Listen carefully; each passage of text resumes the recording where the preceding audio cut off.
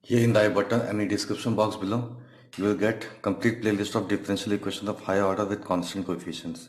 Welcome to video number 28, and from this video we are going to start a new topic, that is simultaneous linear equation. Okay, and under this topic we are going to solve two very important problems. Okay, so this is question number 1 from the topic, that is simultaneous linear equation.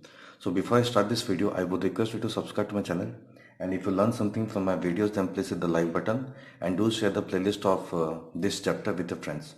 By doing this you can support me. Okay, so under this topic we are going to solve these two very important questions. Okay, under the topic of simultaneous linear differential equation, we are going to solve these two very important problem. This question belongs to video number 28, which is this video, and this question belongs to video number 29, which is the upcoming video. Okay, that is my next video, and you can see all the videos of this chapter. Okay, yes, you can see all the videos of this chapter. Yes, here you can see, yes, all the questions. Okay, by simply going to the playlist here. Okay, so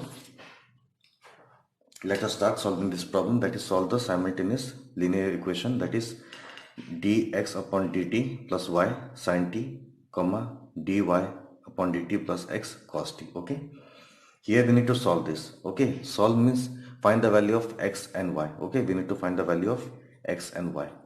Okay, but before starting this question, I would like to tell you something. Okay, that is, let's suppose you have x plus y equals to 4. Okay, and second equation is x minus y equals to 2. Okay, so you need to solve this. So after solving this, you will get the value of x and y. Okay, how?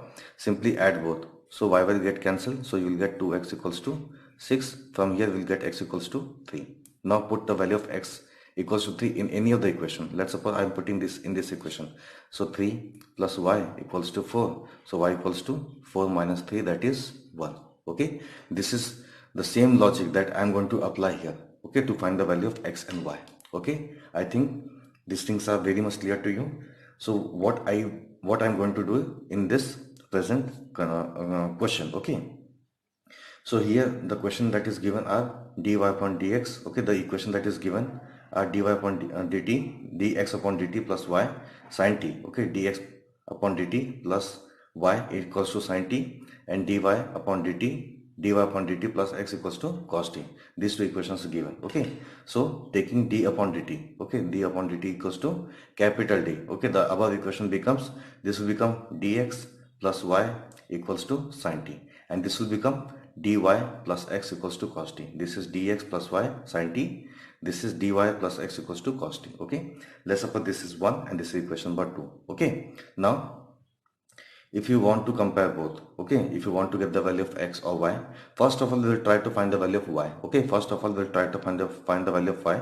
So if you want to find the value of y, it means we need to eliminate x. Okay, we need to eliminate x. Okay, so if you want to eliminate x, so here you can see the coefficient of d is what, or x is what, d. It means d stands for differentiation, but here the coefficient of x is what, 1. So we need to operate. Okay, why we are operating, not multiplying? Because d is not a number. Okay, and d is not a constant.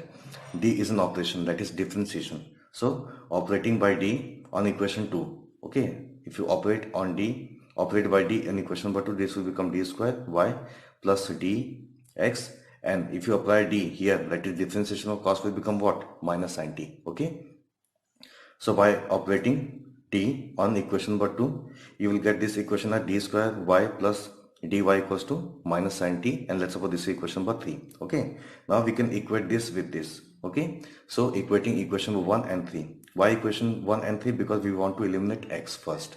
Okay, so we can write dx plus y equals to sin t here, and d square y plus dx equals to minus sin t here. Okay, here you can see dx sign are same, so we can use minus. Here we can use minus, and here we can use plus. Okay, so these two things get cancel. What is left? That is y minus d square y, okay, equals to sin t plus sin t, that is 2 sin t.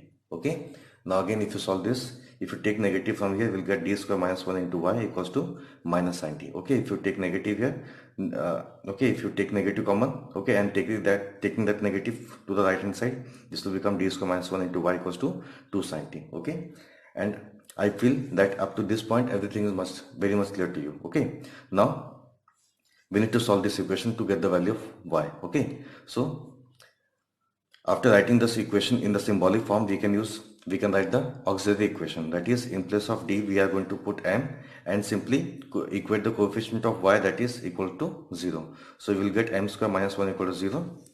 Take this minus 1 here, that is m square equals to 1. And if you take this square to the right hand side, you will get m equals to plus minus of 1. Okay. So since the value of m equals to plus minus of 1, so we can say that is the roots are real and distinct. Okay, the roots are real and distinct. Let us see what is the formula of CF when the roots are real and distinct. Okay, distinct means different. So here you can see when the roots are real and distinct, that is different. Let's suppose m1 and m2 are two roots. Okay, so CF, that is complementary function, will become C1 into e to power m1x plus C2 into e to power m2x. Okay, this is the formula that we are going to apply. So here the value of m1 is plus 1 and the value of m2 is minus 1. Okay, so this is going to be complementary function, that is CF equals to C1 into e to power t. Okay, remember that is the independent variable is what, t. Okay, and the dependent variable is what, y. So CF equals to C1 e to power t plus C2 into e to power minus t. Okay, here the coefficient you used is plus 1 and here the coefficient you used is minus 1. Okay, so applying, yes, so you will get CF equals to this much. Now after finding CF, what we need to do is find PI. Okay, so PI equals to 1 upon coefficient of y, that is d square minus 1. Okay, minus, okay, into this part, that is minus 2 sine t. Okay, so how to find the value of PI when you have trigonometric function, that is sine or cos? Here again you can see, yes, when x equals to sine ax plus b or cos ax plus b. Okay, in that case 1 upon f of d square. Okay, in place of d square, okay, 1 upon f of d means in place of d square we need to put minus of a square. Okay, in place of d square we need to put minus of a square. And what is a? A is the coefficient of x. Okay, square of this a, that is a square, with negative, that is minus of a square. So again if you see here, the coefficient of t is what? The coefficient of is what? 1. Okay, the coefficient of t is 1, not this minus 2. Okay, minus 2 is the coefficient of sine t, but we need to find the coefficient of t, that is 1. Okay, so in place of d square we can write minus of 1 square. Okay, minus of 1 square, and this minus 2 is here 1 upon, in place of d square I have written that is minus of 1 square minus 1 into sine t. Okay, now minus 2 is as it is, minus 1 square minus 1, that is minus 2 again into sine t. So these two get cancelled. So what is left is sine t. So we can say pi equals to sine t.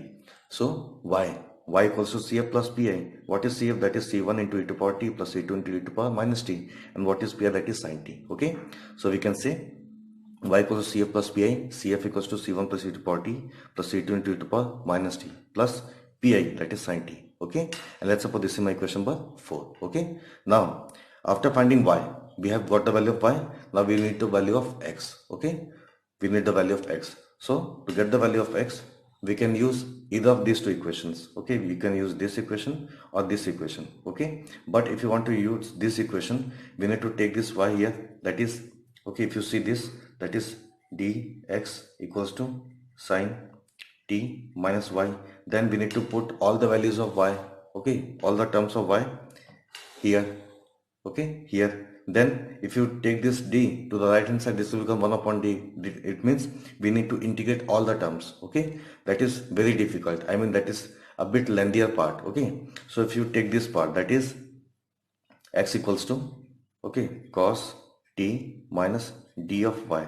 Y means this part. Okay, all the terms. So here in this case we need to differentiate all the terms of y. Okay, so cos t minus the differentiation of y will give you the value of x. So we are going to use this. Okay, so x equals to cos t minus d of y, and what is y? That is c1 into e to power t plus c2 into power minus t into sine t. Okay, so plus sine t.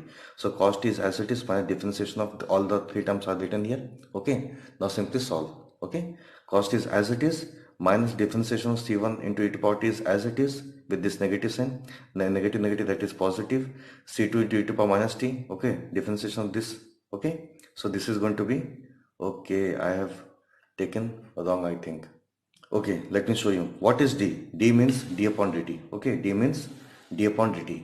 Okay, d means d upon dt. Okay, it means we are differentiating with respect to t. So this will become e to power t. So for first term, nothing is going to change. Okay, now coming to second term. Okay, now coming to second term, this will become c2 into e to power t minus 1. Okay, now if you open this bracket, minus minus will become positive. Okay, so this is okay. Okay, everything is correct. Now again, if you open this bracket, you will get negative. Now differentiation of sin t will become cos t. Okay, differentiation of sin t will become cos t, and if you open this bracket, negative positive will become negative. So all the terms are correct, no need to change. So if you see cos t and here we have minus cos t, both get cancelled. So what is the value of x? That is minus c1 e to power t plus c2 into e to power minus t. So in equation number 4 you get the value of y in terms of t, and in equation number 5 this is the value of x, so you will get the value of x in terms of t. So finally we can say from equation number 4 and 5 the solutions are the solutions of the given simultaneous equation. Okay, yes, thank you so much.